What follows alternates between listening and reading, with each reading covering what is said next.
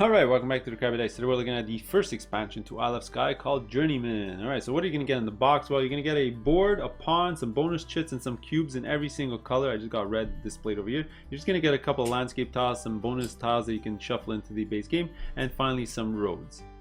Alright, so this one does change the base game quite a bit. Alright, so what we're going to do is we're going to go through the setup and the rules, and then at the end we're going to come back and I'm going to give you my overall thoughts on this expansion. Alright, so let's get started. Alright, so let's deal with the setup first. Now, before talking about the journey board, let's just talk about the extra landscape tiles and the extra objective tiles. Now, these you're going to shuffle them into their respective decks and you're going to play with them. But keep in mind, for the landscape tiles, you need to remove this at the end of the game if you're not planning to play with this expansion in future gameplays, because they have the journeyman icon and they're not used if you're not playing without this expansion. Or you can just leave them in, that's fine. Alright, for the objectives, there's only one of the objectives, this one, that you sort of need to remove after the game ends, because this one deals with only this expansion. Alright, after that you have your roads. Keep those roads on the side of the board. And now let's deal with the journey board. Alright, now each player is going to get their own board. They're going to put it next to their shield. Okay, there's two sides to this board. There's a 2 to 4 player side and a 5 player side. So pick the side that you're actually playing on. You're going to put it out in front of you and you're going to set it up. So easy things to do. You're going to put one cube on each of the three tracks here on the left. Right, next, you're going to have 9 of these bonus markers. Shuffle them all together and you're going to be placing them on your board. So you're going to have 3 spaces here for the number 1s. You're going to place them face up on the number 1s. You're going to shuffle your number 2s and do the exact same thing. And then you're going to shuffle your number 3s and do the exact same thing. Alright, lastly, you're going to have 3 cubes left over. Leave 2 on the top of your board and the last one's going to go on this exact tile. Alright, after that, pretty simple. You're going to have your journeyman, he's going to start on your castle, and you're pretty much ready to go. Alright, well, the rules to this expansion deal solely with this new journeyman board, which is sort of a new phase that's introduced into the game. Alright, so you're going to play 99% of the game exactly like you would in the base game, except that between phase 5 and 6, so between placing tiles on your board and before scoring the windows here, you're going to have this new phase, which I like to call the journeyman phase. Alright, so for the rest of the video, I'm only going to be talking about this phase. The rest of the game plays like normal. Alright, and what we're going to be trying to do during this phase is moving up our progress markers here on these tracks to try to unlock a bunch of bonuses as you go. You can get the round bonuses, money, one-time bonuses, end game bonuses, and so on and so on. You can read the back of the book what the bonuses actually stand for. Alright. So now, for this phase, so after placing your tiles, which is phase 5, you're going to start this phase. And what you're going to be doing is pretty simple. You're going to take all your waypoint markers that you currently have unlocked in your hand, and you're going to place them in your sort of tableau. And this is going to tell your journeyman where he's trying to go to unlock the sort of bonuses that you see. Now, to move up on the tracks here, as you can see, the icons are written, so it's pretty simple. So if you want to move up on this track, you need to visit a barrel. If you want to move up on this track, you need to visit a boat. And if you want to move up on this track, you need to visit a farm. As the game goes on, let's just say we've moved up later on in the game. Well, now your objectives change. Now I have to visit a boat up here. Here I need to visit a scroll, for example, or here I need to visit my southernmost tile. And so on and so on. So that's how these objectives work. Alright, but I'm going to show you with an example because this is pretty much the easiest way to explain you how this expansion works. Alright, so let's say it's the first round of the game, or, you know, I would have less tiles, but let's just go with it for this example. Now, a couple of things before putting your waypoint is you need to know what your movement total is. Alright, so my movement at the start of the game is 4. That's what the shoe means over here. But as you go, like let's say I visited this boat, then my movement for following rounds would be 5, and so on, as you can see. Alright, there's also some one-time bonuses here where you can get more movement, or you can even get up to 8 over here if you unlock this bonus here. Alright, but I'm going to show you with an example. So let me set some waypoints. So I'm going to set a waypoint here, and I'm going to set a waypoint here.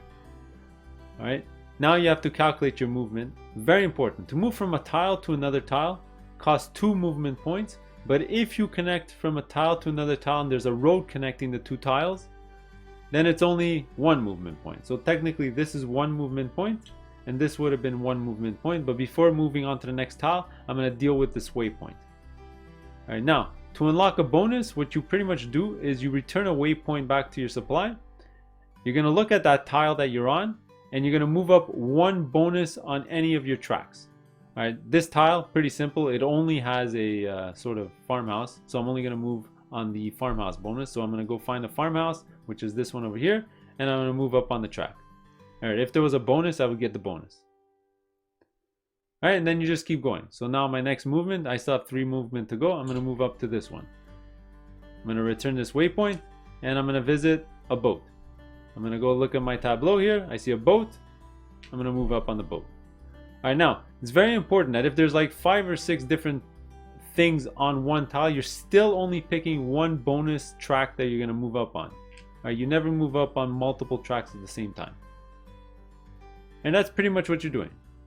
Later on in the game, when you finally get up to here, for example, you're going to unlock another waypoint, so you're going to put out 3 during the round instead of just 2.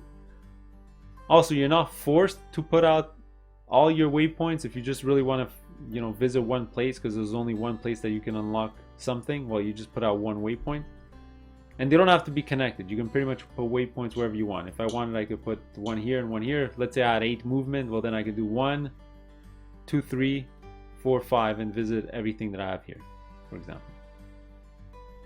And that's pretty much what you're going to be doing. You're going to be moving up. You're going to be unlocking things. When you visit these tiles, you're going to be getting those bonuses. Sometimes they're one-time bonuses. Sometimes you're going to be putting out roads. These roads now, they just connect tiles together as if they were printed on the board. So for example, let's say I did this. Now these 2 tiles are connected with a road, for example. All right, and you're going to be gaining bonuses. The level 3 ones, for example, these are pretty powerful. Go look at the back of the manual, but they give some pretty powerful bonuses.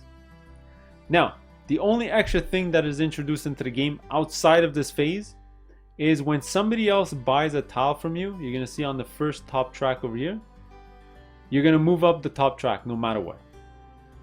So let's say I put out 3 tiles in front of me and somebody else buys a tile from me. Not only do I get their money, and I get the money back from what I priced that tile at, but you're going to move up once on this track no matter what the icon was, and you're going to get the bonus right away. So let's say here, every turn you're going to score an extra point, because that's what the bowl means, and so on and so on. You're just going to move up once on that track. Just as a small note, you are going to notice that the top track here does wrap around over here. I know some people can't really see it, but that's why it's much longer, because it wraps around. And that's pretty much all the rules to this expansion. Alright, sorry, just a couple of rules that I forgot. First, if you ever buy a Jouneyman tile, as soon as you buy the tile, you're going to move up on any of the tracks that you want. Alright, so just pick a track and you move up. Alright, and that's the only time it's going to be in effect.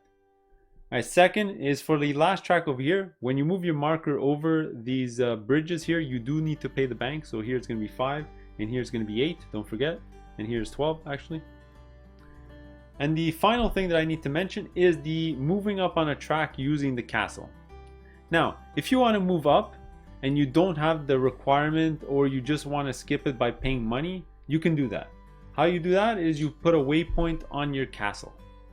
Alright, so by using that waypoint, you're basically satisfying the next objective on any of the tracks, but you do need to pay according to the marker up here on how hard it was. Alright, so let's say it was the beginning of the game here and I didn't have any sheep in my display for whatever reason. Then I'll activate the waypoint on my castle. I'll move up on the track up here because I didn't have sheep, but then I would have to pay the bank 1 coin, because that's this whole section is 1 coin. Alright, later in the game, let's say I was all the way down here and I would have had to visit a bull, but I didn't have any bulls in my display for whatever reason. Well, then I can activate the waypoint on my castle.